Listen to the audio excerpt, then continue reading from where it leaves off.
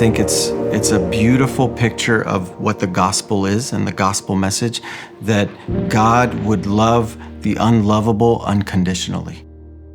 Two complete strangers who don't necessarily have anything in common but potentially be attracted to each other physically now are coming together, loving one another unconditionally when they probably don't deserve to be loved, but yet that other person chooses to love them anyway.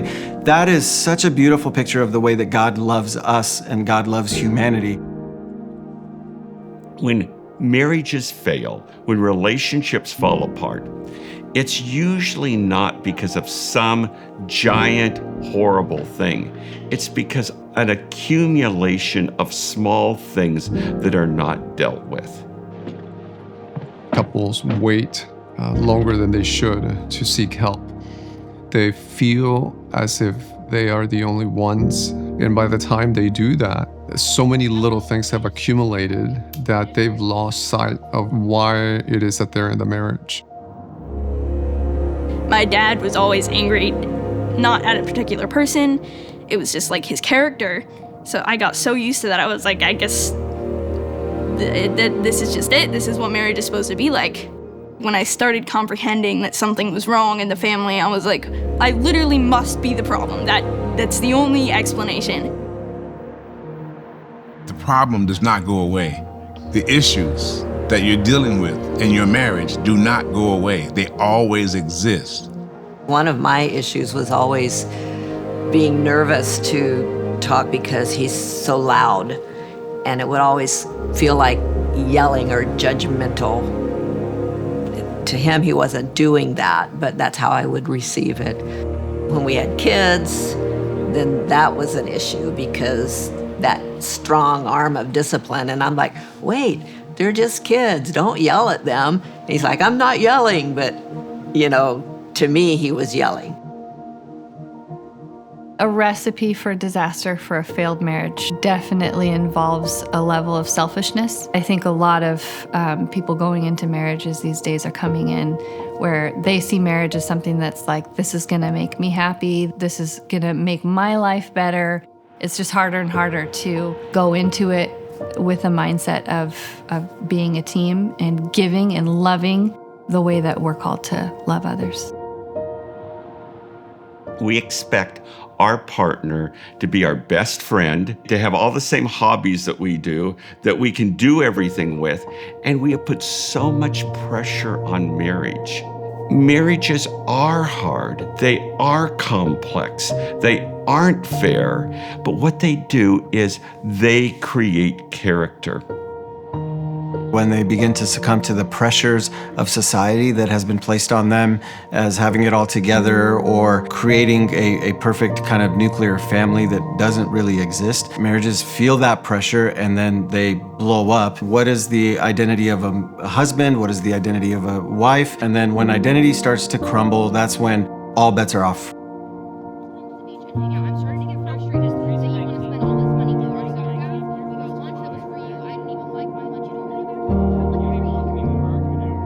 Our communication was our issue. I mean, we came up under two different kinds of bringing. We never had anybody to really guide us and say, this is the role of a husband and this is the role of a wife. We had an example of two broken families. If we didn't give this one last try, then we're probably best just to go our own separate ways. Over and over again, couples that say, you know what, we're just going to terminate this relationship. It's too hard, it's too difficult. In a fascinating way, 5 to 6 years later, I see them back in my office with their next partner, their next marriage, and we're talking about the same issues. When a relationship's failed, you start generalizing the fact that I don't trust my partner and we couldn't work it through, and therefore can I ever trust anybody? The biggest way I see a broken marriage affecting the family unit is the children. When parents are divided, the house, it can't work. where there was tension, drama, stress, kids have to release that. They need a release valve, and that causes another stressor because now parents are pointing the finger as to why the kids are the way they are. Well, it's your fault. No, it's your fault. No, if you wouldn't have done da. So now it's aggravating even more of the problem, where the problem, without them realizing it's not one or the other, it's them as a couple not being together. When my dad was angry and my mom was stressed, I was always feeling stressed and angry, and it basically turned the family upside down. Nobody could get along, problems weren't getting solved. It was very tough on me and my parents because I would be having these literal tantrums, or I would be like threatening to go outside and run away or to kill myself. My parents multiple times had to physically hold me down, and it was tough.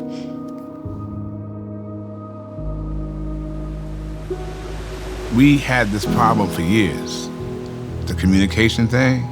Now see, 5 times of splitting up, my wife and I always got back together again with things not being reconciled. We just got back together again. I'm thinking when she walked out the 5th time, I'm like, God, what did I do wrong? And I was afraid to ask him that. I discovered that I was looking at my wife and her faults through my eyes. He taught me that I'm supposed to look at my wife through his eyes.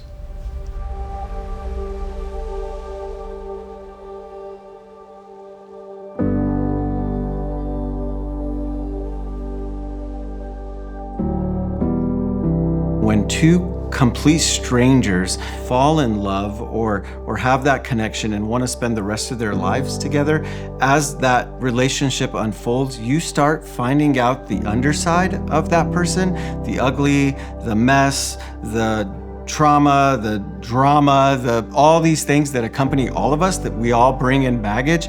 And for a couple or a husband or a spouse to continue to love unconditionally, continue to choose to love in that context of marriage is a beautiful microcosm, a beautiful picture of what the gospel is. And I think God highlights that, puts marriage on a pedestal for that reason. The whole skill of self-correction is something that, having worked with people for 40 years, I just see how crucial it is. In fact, I just saw a study that said the most significant thing for individuals that are struggling with mental health issues or relationship issues is having a role model. That's one of the things that I am so excited about MarriageTeam is they provide the coaching, and in a way, everybody needs a coach.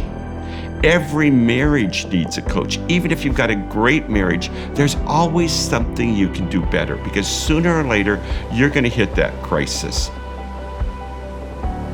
We can't do the work for them when it comes to their relationship, because it's their relationship.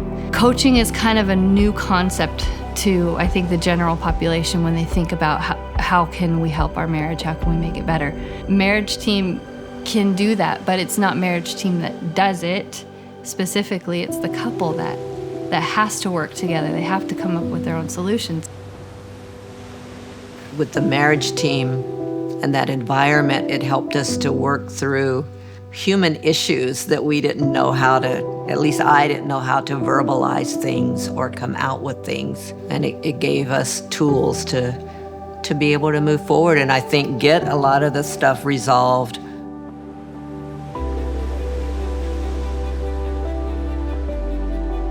We have adult grandchildren. I mean, if us, the old people in the family, even would be willing to get help at this stage in our marriage to save it, that's a great example to them of how to hang on.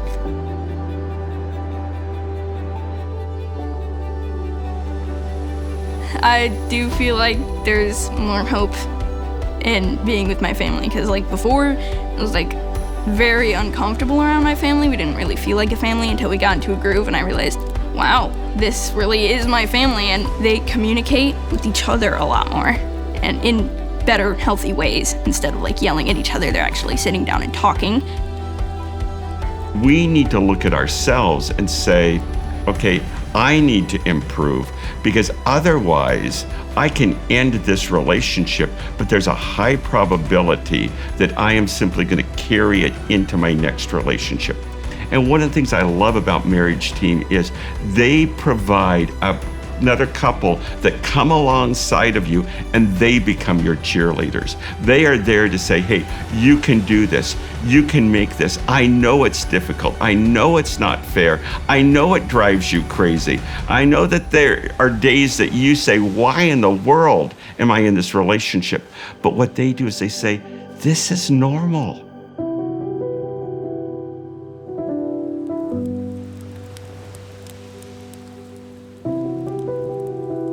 A strong, healthy marriage, God's designed for marriage, is going to be the bedrock of any good church, of any good society, of any good community for that matter. It's God's plan, God's design. It's a beautiful picture of the gospel. Fight for marriage. It's worth it.